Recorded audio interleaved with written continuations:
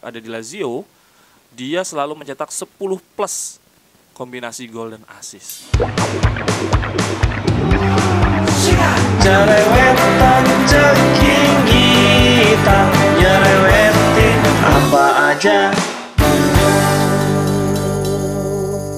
Halo teman-teman, ketemu lagi di Cerewetin Inter. Di video sebelumnya pas didengar-dengar ternyata suaranya cuma keluar dari satu sisi ya. Gue nggak tahu itu kenapa. Teman-teman ada yang tahu nggak? Gue udah coba lihat setting di kamera gue, terus di mikrofonnya nggak ada yang masalah. Tapi satu hal sih teman-teman, ini kemarin ada yang protes mikrofonnya nutupin muka gue, tapi kalau gue jauh dikit tuh suaranya nggak ada, gini juga nggak ada. Jadi harus nempel banget. Ya udahlah ya, nanti gue perbaiki lagi untuk properti penunjangnya. Terima kasih untuk sarannya di teman-teman. Salah satunya ada yang bilang bajunya ganti dong. Oke, gue belum punya baju yang baru, jadi gue pakai baju yang lama. Terima kasih banyak untuk teman-teman yang komen. Mohon maaf belum bisa dibales semuanya, tapi memang pada intinya gue pengen diskusi dengan sesama Interisti. Gak akan ada habisnya ngobrolin Inter. Dan tadi malam gue baca di Twitternya Fabrizio Romano, Joaquin Correa from Lazio to Inter, deal complete and here we go. 30 million plus 1 million add-ons to Lazio as final fee. Jadi akhirnya kita beli Joaquin Correa pakai loan with obligation to buy. Artinya musim ini nggak beli, kita kehitungnya minjem, tapi wajib ditebus. Obligation to buy itu artinya wajib ditebus, bukan opsi. Ada yang option to buy, artinya kalau mainnya dirasa nggak bagus, nggak statistik gol atau assist atau performanya nggak sesuai dengan standar, klub yang minjem berhak untuk nggak menebus. Tapi kalau obligation berarti kita wajib nebus. Artinya Korea sudah pasti milik Inter, hanya saja pelunasannya di musim depan. Biayanya 5 juta. Gue baca 5 juta di musim ini, 25 juta di musim depan, plus bonus 1 juta. Bonusnya gue juga belum tahu nih, gol atau assist atau gimana penilaiannya. Dengan mengeluarkan uang hanya 5 juta, seharusnya kita masih punya budget untuk setidaknya Nandes. Atau mungkin striker keempat. Tapi itu dengan asumsi Alexis Sanchez keluar.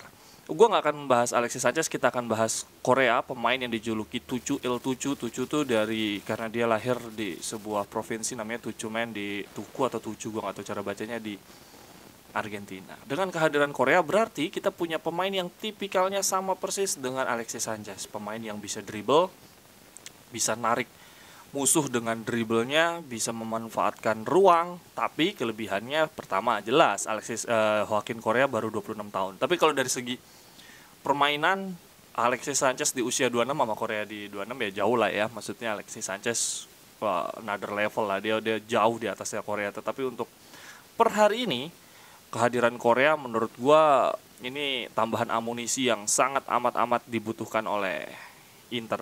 Jelas kalau menurut gua. Dan lebih lagi, Korea tingginya 189 atau 188 gitu. Jadi untuk ukuran striker ini jangkung, tapi jago dribble. Jadi ngingetin gue akan Ricky Alvarez. Teman-teman ada yang tahu Ricky Alvarez?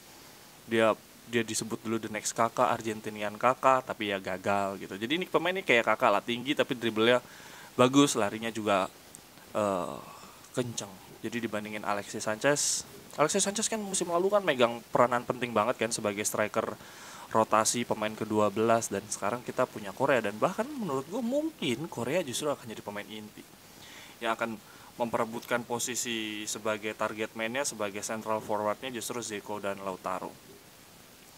Oke, hal yang pengen gue bahas, ini lucu nih, gue ngutip dari La Gazzetta dello Sport, Gazzetta.it.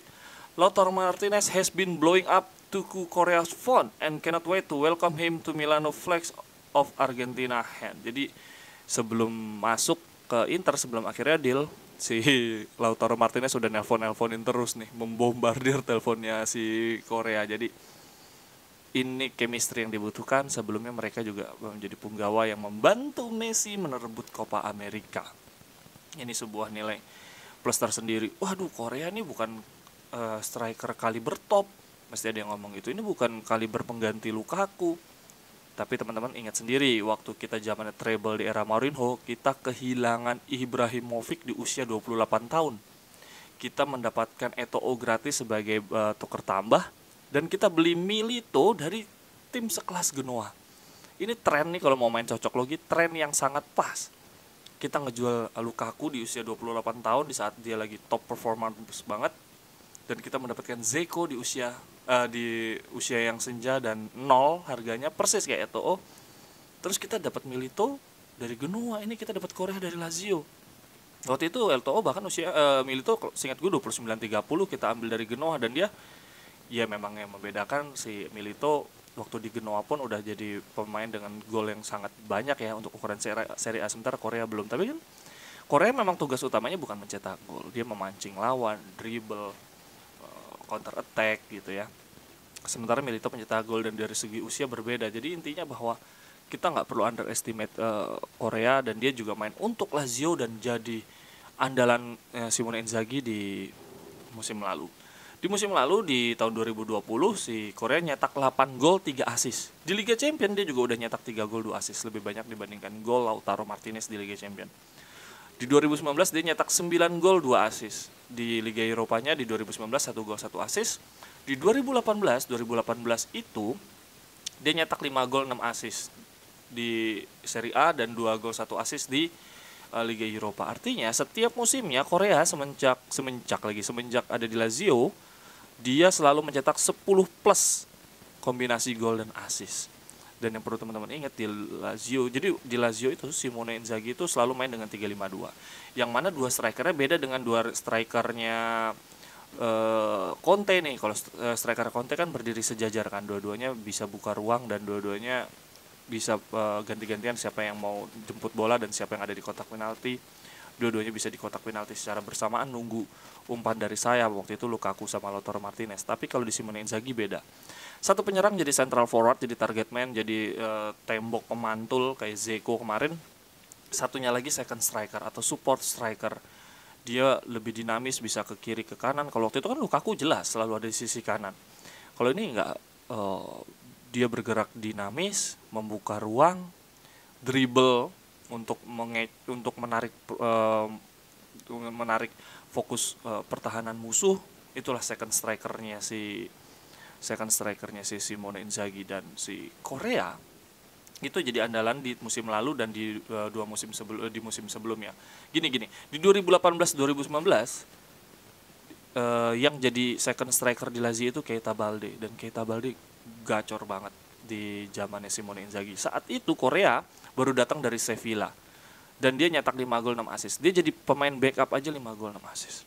Di musim berikutnya 2019-2020, nah dia udah nyetak 9 gol 2 assist ketika sudah mulai jadi pemain inti. Tetapi saat itu yang jadi penyerang support second strikernya lebih sering Luis Alberto. Jadi Luis Alberto sama Korea ini sering ganti-gantian jadi second striker sama jadi gelandang tengah. Luis Alberto kan juga sering banget jadi gelandang tengah. Nah, feeling gua Korea dan Hakan Calhanoglu ini akan ganti-gantian nih. Jadi kadang-kadang dia jadi satu pemain tengah, yang si Hakan yang jadi second striker, dan ini akan menarik banget. Yang gua khawatirkan cuma backupnya aja nih. Kita main di tiga kompetisi, semoga kita punya backup yang sepadan. Hakan Calhanoglu dan Korea ini akan jadi kombinasi Luis Alberto dan Koreanya di Lazio. Nah, makanya semoga kita masih punya budget untuk beli Nandes. Dibandingkan beli striker keempat, gue lebih mikir kita butuh Nandes. Nandes ini pemain yang badak, tenaganya kuat, dia bisa main di sayap kanan, sayap kiri, di semua posisi di lini tengah. Kita butuh banget karena Vidal sering banget cedera, usianya juga udah rentan. Terus ya udah usia, artinya mungkin 90 menit dia akan cepat lelah. Sementara Vecino mungkin akan jadi Sergei Milinkovic-Savicnya kita, menusuk ke kotak penalti dengan sundulannya. Tetapi dia juga baru cedera semusim penuh kemarin. Gagliardini seperti biasa pemain tanpa otak. Jadi Nandes, kita butuh Nandes. Oke, lanjut ke Korea. Di zamannya Simone Inzaghi, second striker itu vital. Tetapi tetap yang akhirnya menjadi monster adalah penyerangnya, Immobile. Kita tahu ini pemain yang sebetulnya mediocre aja ya. Kemarin di Euro juga dia nggak sebegitu wahnya kan, cuma nyetak 2 gol. Tapi memang Italia selalu penyerang cuma nyetak 2 gol walaupun juara. Tapi ya Immobile kita lah, dia nggak selevel dengan Lukaku, nggak selevel dengan Lewandowski. Padahal Italia itu punya track record, punya sejarah penyerang-penyerang papan atas penyerang-penyerang menakutkan, ada Inzaghi, ada Luca Toni, Del Piero, Vieri, tetapi Immobile nggak sekelas mereka. Tetapi di tangan Inzaghi si Immobile itu mencetak 36 gol 9 assist. Gila nggak? 36 gol 9 assist. Dan itu karena second strikernya gokil. Jadi kita berharap, nah si Immobile ini tingginya cuma 185, setinggi Lautaro lah 170-an. Maksudnya bukan striker-striker jangkung. Yang dibutuhkan striker-striker yang lincah gitu ya. Nah ini kita ada Lautaro sebetulnya, makanya nih penyerang selanjutnya nih gue nggak tahu nih, kita tetap bertahan di Alexis Sanchez atau gimana. Kalau kita kemarin beli Belotti sebetulnya cocok banget. Belotti, Lautaro, Sanchez tuh bisa jadi bisa jadi central forward yang sesuai tipikalnya Simone Inzaghi. Tapi ya sudah, kita percaya saja. Dan tadi malam Dzeko ngomong hal yang sama dengan Hakan Calhanoglu. Sungguh mudah bermain di sebuah tim yang kualitasnya lebih bagus dan punya gaya permainan racikan yang sesuai dengan karakternya. Jadi Dzeko merasa Simone Inzaghi ini gaya permainannya persis dengan gayanya si Dzeko. Ini gue lihat dari video-videonya Korea, dari beberapa kali gue nonton Korea. Gue nonton Korea itu di pertandingan-pertandingan penting.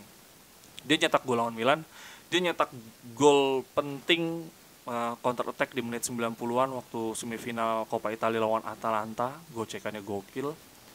Kemudian dia juga bermain bagus di lawan Roma dan Juventus. Jadi ini big game players. Jadi kita dapetin pemain yang sudah memberikan gol dan assist di pertandingan-pertandingan penting. Ya bagus, artinya kita menambahkan amunisi yang kompeten, yang qualified untuk bersaing di Scudetto. Dan gue lihat kelebihan dari Korea itu lebih ke kemampuan dribble, lari, kemudian ada step over, terus dia bisa change direction umpannya gitu, melengkung. Terus gue baca juga nih kelebihannya, salah satu yang dicatat oleh beberapa pengamat adalah a master of exploiting the channels and taking advantage of gaps between defender. Jadi kelebihannya adalah mengeksploitasi celah-celah dan memanfaatkan gap celah antar defender. Jadi dia memang berfungsinya bermainnya melebar gitu ya. Ketika musuh lebih fokus ke central forward, dia akan memanfaatkan channel-channel tersebut. Ketika penyerang back musuh fokus ke wingback, dia akan turun, jemput bola, kemudian memberikan umpan-umpan cantik. Sejauh ini cukup di situ sih yang gua pantau. Memang kelebihannya dia lebih kepada kecepatan, dribble, menarik perhatian lawan, dan dia sudah punya pengalaman bermain di partai-partai besar dan memberikan impact baik lewat gol dan assist. Kemarin di Argentina dia juga walaupun nggak main kayaknya di Copa America, tapi ya tentu saja bermain satu latihan bareng Lautaro dan Messi akan memberikan dampak tersendiri bagi mentalitas dan kemampuan taktikalnya si Korea. Kalau gue sangat bersemangat, dia tadi malam udah medical check up dan siap untuk main lawan Verona. Feeling gue dia akan masuk dari bangku cadangan. Kalau teman-teman gimana, setuju Korea? Bersemangat Korea akan jadi pemain inti atau enggak? Menurut teman-teman kita akan ada striker lagi nggak? Gue baca nih si Sassuolonya Shamaka atau gimana cara bacanya, pemain muda 22 tahun, tingginya setinggi Dzeko. Cocok nggak? Kita butuh striker lagi kah yang tipikalnya seperti Dzeko? Menurut gue butuh. Udahlah, kalau kita lagi butuh striker central forward yang badannya nggak terlalu tinggi supaya bisa lari, bisa dinamis, kita punya Lautaro Martinez. Kalau butuh yang sundul-sundul ada Dzeko, tapi berhubung Dzeko udah tua, kita punya backup pun syukur. Backup yang tingginya setinggi Dzeko gitu ya. Tapi artinya kalau Shamaka datang, kita harus ngelepas Alexis Sanchez. Shamaka nggak akan mau datang ke Inter hanya untuk jadi pemain penyerang kelima karena ada Alexis Sanchez, ada Joaquin Correa. Nah, ini agak dilema, tapi yang pasti gue berharap kita beli Nandes. Gimana kalau menurut teman-teman? Semangat untuk Korea, Forza Inter, sampai ketemu di cerewetan berikutnya. Cerewetan ceking kita, nyerewetin apa aja.